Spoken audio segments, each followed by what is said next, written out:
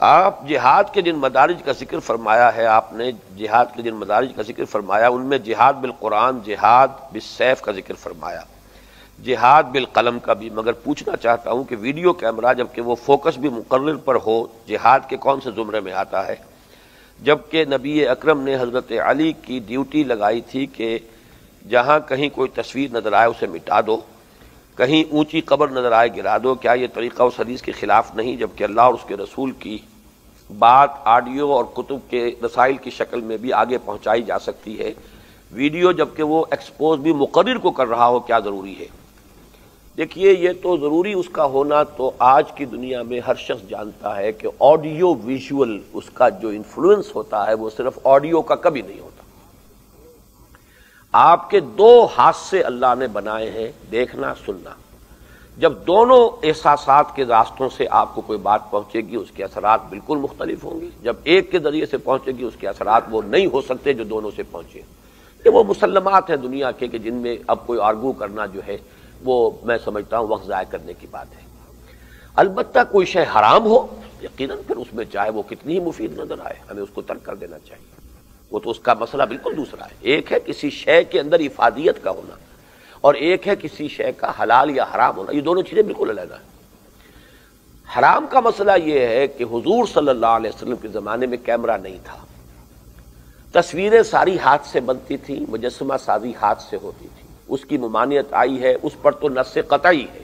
ہاتھ سے مصوری، ہاتھ سے مجسمہ سازی یہ حرام مطلق ہے۔ کیمرہ بات کی ایجاد ہے، اس وجہ سے اس میں اجتہاد کرنا پڑے گا۔ اجتہاد میں تقریباً پورے عالم عرب کے علماء کا اس پر اتفاق ہے کہ اس پر اس تصویر کا اطلاق نہیں ہوتا جو حرام ہے۔ ہمارے ہاں علماء کا اتفاق اس پر ہے کہ ہے تو یہ حرام، لیکن کسی معاشرتی تمدنی ضرورت کے لیے جائز ہے۔ اب ہے کہ آپ کا آئیڈینٹی کارڈ ہے، ایک تمدنی ضرورت ہے،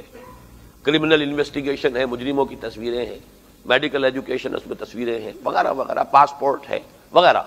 تو اگر اس تمدنی ضرورت کے لیے اس فوٹو جائز ہے تو میرے نزدیک دین کی اس دعوت و تبلیغ کے لیے بھی اس سے فائدہ اٹھایا جا سکتا ہے۔ یہ ہے میرا موقف جس پر میں عمل پیرا ہوں، اور اس کے ضمن میں مجھے فتویٰ جو ملا جس پر کہ مجھے اور اطمینان ہو گیا، میرا اس کے اوپر اپنی رائے بھی یہ تھی اور پھر اس پر مجھے اطمینان ملا ہے۔ اس وقت عالم عرب کے جو حنفی عالم ہیں چوٹی کے، اس وقت نام ان کا میرے ذہن سے اتر رہا ہے، شامی عالم ہے، ان کا ایک واقعہ تو میں پہلے آپ کو سنا دوں، اس لیے کہ آج جو بھی حضرات یہاں آئے ہیں میں ان کا بہت ہی ممنون ہوں، انہوں نے بہت دلچسپی لی ہے تو آئے ہیں، اور ان مسائل پر ان کے ذہنوں میں اگر الجھن رہے گی تو ظاہر ہے کہ وہ چھوٹی سی خلش جو ہوتی ہے وہ بھی آگے بڑھنے سے آدمی کو روک دیتی ہے، اس لیے میں تفصیل میں جا رہا ہوں۔ مولانا تحسین صاحب ہیں، اس وقت آپ کو معلوم ہے ہمارے ہاں ان کے مقالات وغیرہ چھپتے بھی ہیں۔ مولانا یوسف بن نوری رحمۃ اللہ علیہ کے وہ داماد ہیں، سب سے بڑی بیٹی ان کے گھر میں، انہوں نے مجھے یہ واقعہ سنایا کہ صدر ضیاء الحق صاحب کے زمانے میں ایک بہت بڑی اہل علم کی کانفرنس کراچی میں ہوئی،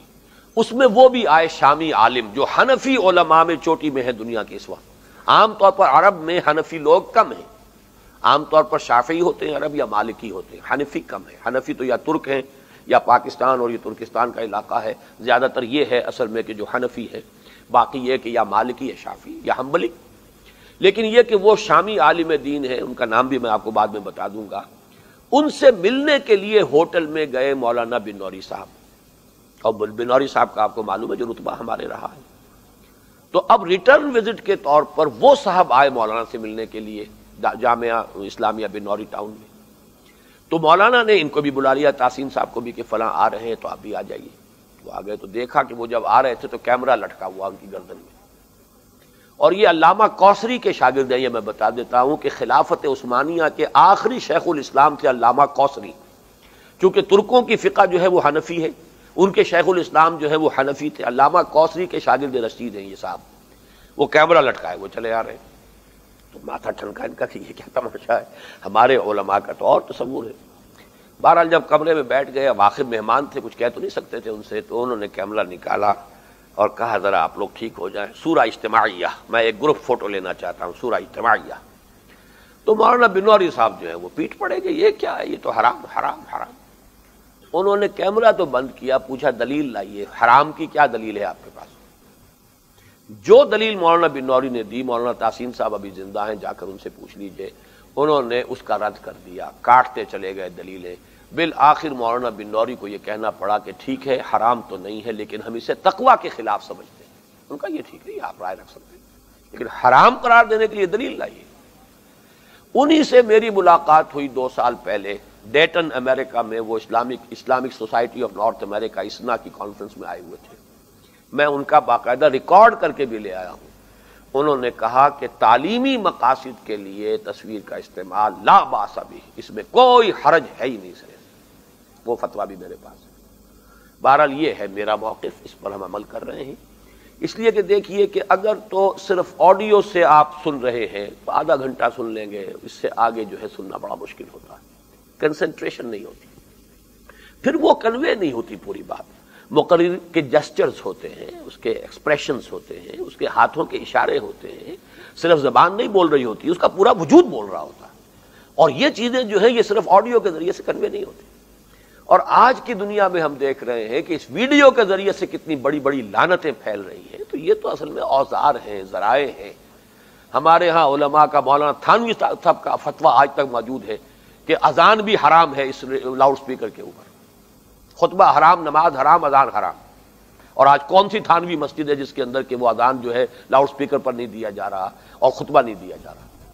تو فوری طور پر جب کوئی شے آیا کرتی ہے نئی ایجادات میں سے تو اس کے بارے میں اشکال ہوتے ہیں، بعد میں معلوم ہو جاتا ہے یہ تو ایک آلہ ہے، آلے کا استعمال برا بھی ہو سکتا ہے، اچھا بھی ہو سکتا ہے۔ اگر برائی کے لیے استعمال ہو رہا ہے، لاؤڈ سپیکر جو ہے گانوں کو نشر کرنے کے لیے ہو رہا ہے، تو کیوں نہ اب تبلیغی جماعت کے اجتماع میں بہت طویل عرصے تک وہ ریڈیو لاؤڈ سپیکر استعمال نہیں کرتے تھے تقریروں میں بھی، لیکن پھر بڑا اجماع ہو گیا، انہیں کرنا پڑا،